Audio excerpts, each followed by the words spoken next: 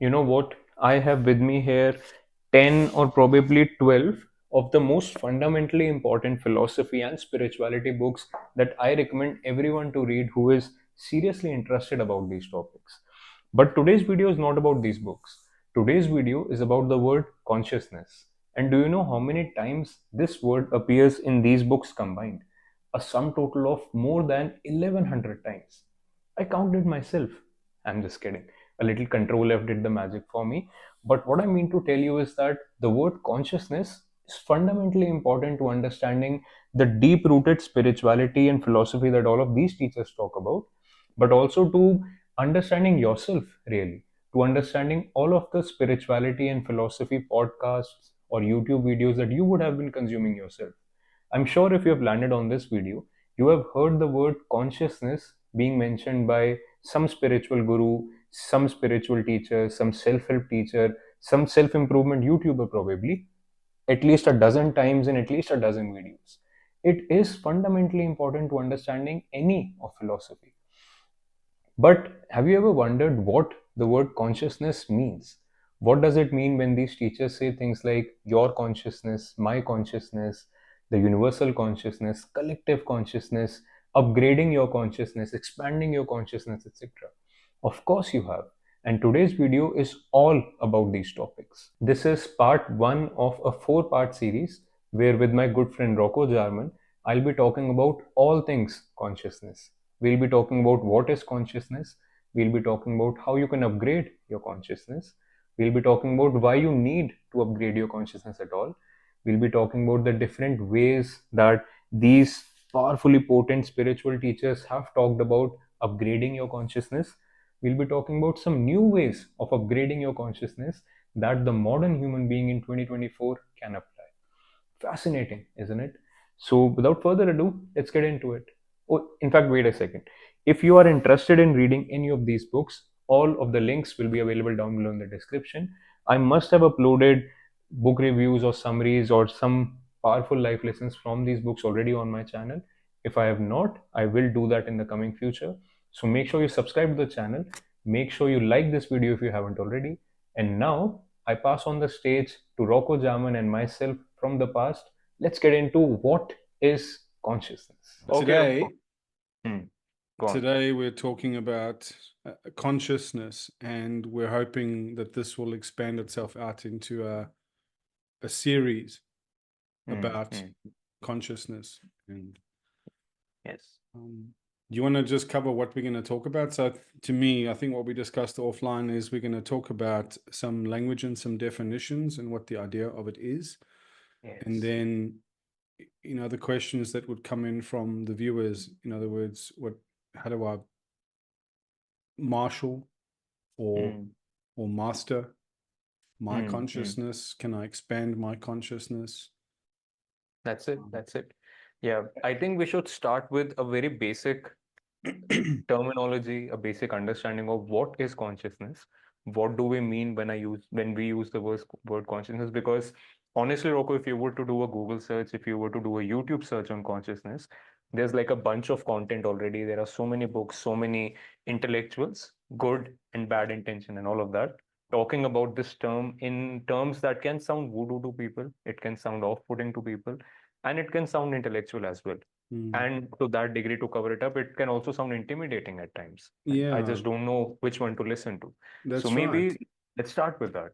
What is Yeah, that's consciousness? a nice place to start. Mm, Let's just consider for a moment, right, that consciousness is one of the few things, these few concepts that intrigues people, because it overlaps the spiritual project, the philosophical project, the psychological project, mm, the scientific project.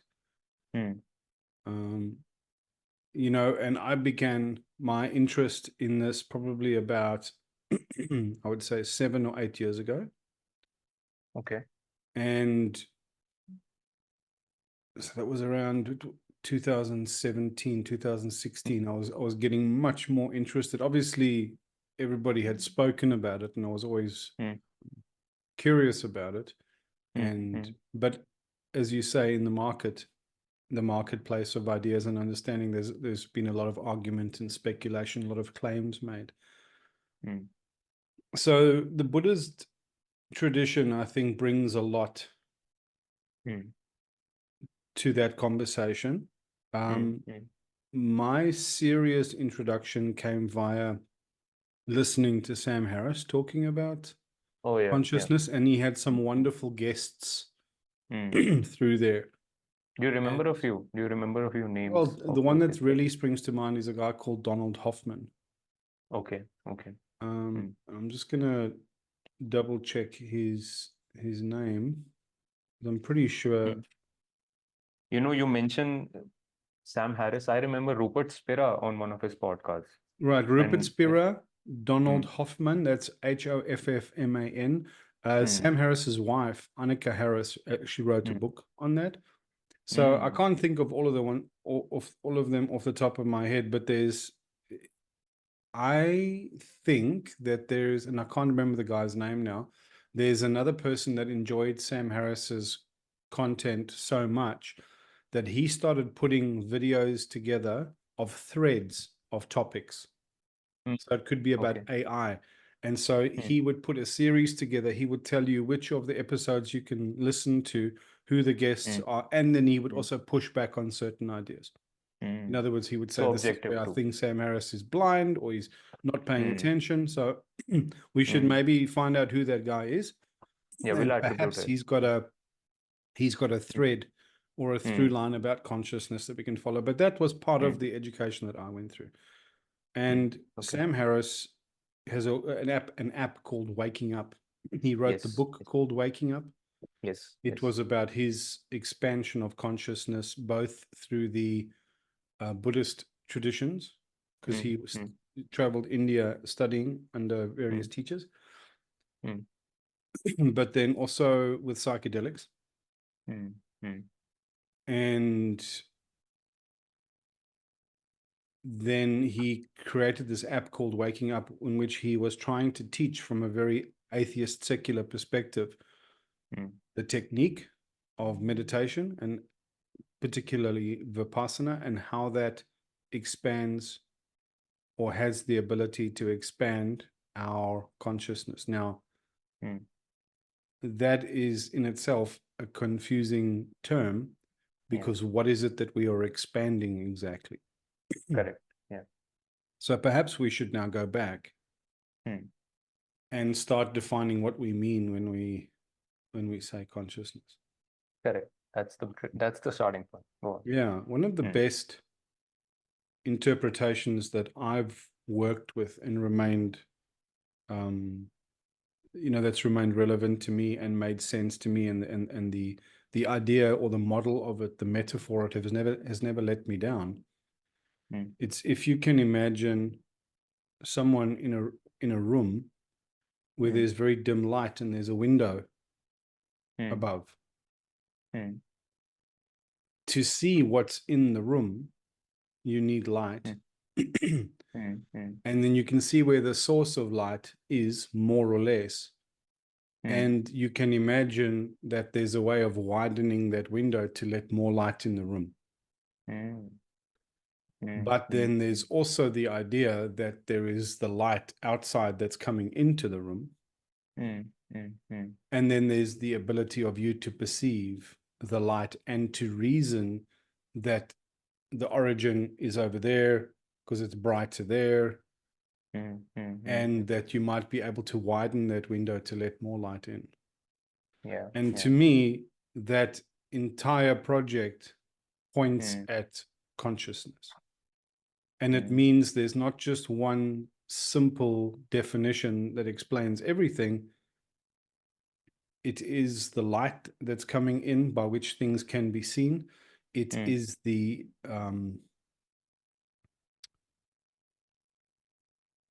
the observer. aperture Mm, which mm, can be mm, widened, and mm, it's the source as well. mm, mm, Now, not all of those things can be proven, but mm, that's the way I relate to consciousness, which certainly helps me in my mm, philosophical exploration. mm. So, Rocco, in that metaphor right there, in that example right there, who are you? Who is the one Let's who's just getting call it the observer. the observer, and Yeah. you are in the room. Hmm? Am I Yes. placing that correct? You're Yes. in the room. Yes. So you are looking at the aperture. You know, if you broaden the aperture, there's going to be more light in. There is a source that you can that you know exists because you see, like you said, it's brighter out there, right? And you are here watching at it from here, from this standpoint. Correct? Yes. Okay. So when people say expand consciousness, I think they refer to a couple of different things with the same words. They're Mm, talking about increasing the light in the room, mm, and they're talking about widening the window, yeah. Yeah. and they're talking about perceiving more things in the room, Mm, mm, mm. and they're talking about connecting with that light source. So, yeah, that's right. Mm, But I think not all of those things are the same. mm, Because the window could also be not clear glass. It could be like a tinted, or it could be, the kind of glass that you can't see through, but light will get through, but you can't see the shape behind it. mm, mm, So it's, a little bit opaque, not mm, completely transparent. And I mm, think there's a way in which you can understand that your conscious experience can be clarified, mm, or it mm, can be mm, focused, mm, or it can be widened, mm, or it mm, can mm, be filtered, or it can be expanded, or I yeah. think if you think of it in terms of that arrangement, you can Mm, start probably having a more sensible or useful conversation, or more skillful conversation about the topic. mm. Yeah. Which I think then we're getting a Rocco. Yeah. brings us to the things that people talk about when they're expanding their consciousness. Mm, mm, So the project of let's take a meditation practice like Vipassana. What the aim is mm, there is mm, actually to regulate the nervous system and the attention span, so that one can become aware that the thoughts that arise, mm, one is not the author of those mm, thoughts. mm, So that we mm, start creating a kind of conceptual and experiential distance mm, between the person that the observer that we perceive ourselves to be, mm, mm, and what is being observed, mm, mm, mm, and this fiction that we are somehow the authors of our thoughts, or the engineers of our feelings, or our selfhood. mm, mm, mm, It starts pointing, when you experience that, when mm. you practice that, you also And that's need so. you also Mm, need some instruction to contextualize the experience, which is mm, extremely helpful. So you get mm, given the practices and then you do them. And some people don't really understand the contextual set of instruction or guidelines that go with that, which is to say, so now what is happening is, mm, um, there is this ability to observe, right? mm, mm, And you start noticing a duality inside mm. yourself. Yeah. But if you Yeah. didn't have words like that, how would you frame that experience? And Correct. then you also start realizing that all there is the present moment. Mm, Literally, there is an experience that's currently unfolding right now. mm, And then if you have an education in things like Danny Kahneman's Thinking Fast and Slow, the experiencing self and the remembered self, mm, you can become aware conceptually that there is an experiencing self and the remembered self, and mm, that a lot of fiction can be integrated in that project that mm, we call ourselves.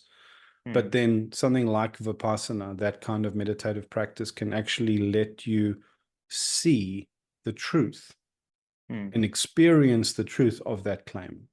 mm. Of yourself. Yeah. And then you also notice your own emotions arising. You can notice the emergence and create a distance almost from what emerges, so that you are not as reactive. You're not so close to the screen. It's almost like there is an experience, and the experience isn't just visual coming off a television.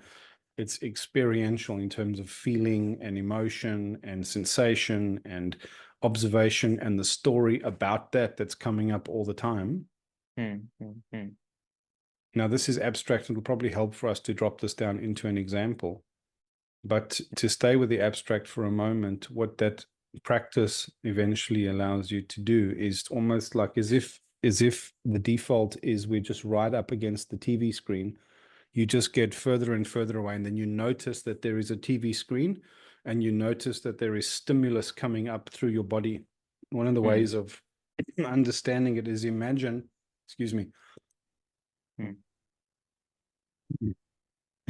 you were some form of artificial intelligence, and you were wired in to different feeds from your nervous system and your ears and your eyes and your taste and your memory. And you could put this processor in the next room, and there were cables running to your eyes, to your ears, to your body, to your skin, to your whatever. All of the stuff that's arising that you are noticing right now is really could just be reduced to data or inputs or some sort of feeds. And there is a way then in that meditation experience to change how you inhabit that observation and that experience, so that the different spectrums might be different degrees or focuses or pinpoints of attention or awareness of one of those feeds, or of different layers of selfhood. And so there's almost a science to understanding the psyche and the nervous system and what comes up, and then another science of the practice of moving that awareness focal point or needle or field and dialing it in different ways to notice these things. That becomes a kind of hobby for people, especially if they have a reductionist worldview. It just becomes a way for them to dip away from the raw experience of living for a while, which can be peaceful. It can be escapist. It's not just generically good, right? Yeah, It correct. really depends what they're applying that project to in a wider context. So it can be therapeutic because they can suddenly realize that the rawness of their experience can ease, or they can create a distance to it. Am I making sense? Yes, of Right. course. But I think it's useful perhaps to talk about an example. Okay. So if I listen to a recording on my earphones of somebody walking up to the door and bashing on my door and saying, I want my money back, or I'm going to get you, or right. The sound of somebody actually doing that at my door and the recording of it that I can play on my earphones is you can't really easily distinguish it. Right? But the one, you can tell yourself, this is fiction, this is a story, I'm listening to a story, or I'm listening to a dramatization. And the other one, you can tell yourself there's somebody at the door. Yeah. Now, with so much of what's arising in our life, conversation between two people, we help sustain the fiction and the story and our ideas about what people think towards us and feel towards us. And excuse me, the sensorial experience is equal from a sound perspective, but it's not equal from an emotional or nervous system reaction or response perspective, because there's a part of your executive function in your brain which is telling you this is a story. You are not the main character. But that story can become blurry when you put somebody in a horror movie And the horror movie is made so well that the music and the suspense and the lighting and the story and everything converges to simulate or emulate the Hmm. experience, the first person experience of if you were actually being chased by somebody with an axe. Yeah. Yeah. Now, that's why computer games can be so immersive, right? Hmm. Hmm. Excuse me. Hmm. And I think you can point to what or you can get what I'm trying to illuminate here is in every aspect of our experience. You taste something that you become disgusted by, or you hear something that annoys you. Hmm. It's not the direct sound or noise or taste that does it. Hmm. Part of our nervous system has an immediate reaction, Yeah. and then there's a remembered Hmm. relationship to Eh, that. And then Yeah. there's a story component to that. And then there's an Hmm. imagination. I over dramatized something. And Hmm. Hmm. all of this is all happening at the same time that we are unaware of because we've never sorted it or filtered it out. Right? Exactly. And that's where meditation such as this really help. If you have never done such a thing before, Correct. if you have been going on with your life with Correct. all the sensory inputs and just reacting and never been That's aware of it. all of this. That's it. So that's the distance that you talked about, the distance Correct. But between yourself and all of that. Yeah. that's Mm, exactly right. And can you mm, see that doing an education with someone like yourself mm, through the unlearning playground, learning about what's happening, what's the mm, names for these fallacies, the mm, examples, so that I can understand at a conceptual level and I can process this yeah. so that when I do the meditation, Mm, I can verify mm, that idea or that concept that Chetan was explaining. If you don't have that education with the meditation, mm, I don't always know what we're doing with the meditation or the mindfulness. mm. True, true, very true. Right. Yeah. And I think consciousness and mindfulness are connected, and people are Mm, talking about consciousness, mm, but I don't think what's very clearly understood is what the project of mindfulness or the project of meditation is. What's the so that? mm, mm, And if you mm, don't have a very clear so that, you're just being told, oh, you're anxious, you should meditate. mm, But then you don't know how to meditate, and then failing to know how to meditate or whether you are or aren't doing it correctly can actually raise your anxiousness mm, because you mm, don't know. And then people without the skill to explain both sides, the project and the practice, mm, they don't have the skill to teach you that, or you don't have the wherewithal to ask the right questions. And so you just meditate. And then you think, oh, mm. meditation is not for me. Meditation doesn't work. Yeah. And True, people don't true. know how to prescribe to each other neither what to do. So they Mm, either know what to do, but they don't know why, or they mm. have a vague idea why, but they don't get the best instruction. And every combination of those two in between. Yeah, yeah, yeah. Right. Now, this seemed like a good point to stop today's video. Remember, this is a video that was shot in one go, but we have broken it down into four parts to ensure easier absorption. The first part, which was today's video, was focused more on the topic of what is consciousness. As your key takeaways from that video, you can remember that the word consciousness, very loosely, very simply, defines almost your ability to understand and perceive yourself and the external world. Like Rocco mentioned in the example in the very beginning of the video, if you're in a room and there's a little aperture up on the ceiling, you can see that the light comes in via that aperture, and that enables you to see yourself also in some sense, and because you can differentiate yourself from your surroundings, everything via that light. Then your consciousness is your ability to be able to perceive all of this. Your consciousness, or rather, what does it then mean to upgrade your consciousness? To upgrade your consciousness can mean different things when people talk about it. It can mean to let more light in so that you can view better. It can mean to clear the aperture, because it could be that the aperture is slightly tilted and therefore the light is entering at a polarized angle, etc. It could also mean to clear your own lenses, because if you are polarized yourself, everything that is appearing in your awareness is always via that polarized filter. And all of those things, understanding things around you better, understanding the different interactions between different things around you better, all of these things combine together to form upgrading your consciousness. And then also, as a third takeaway from this video, you should also remember what is the so what of all of this. What is the so what of a good meditation practice like Vipassana, for example?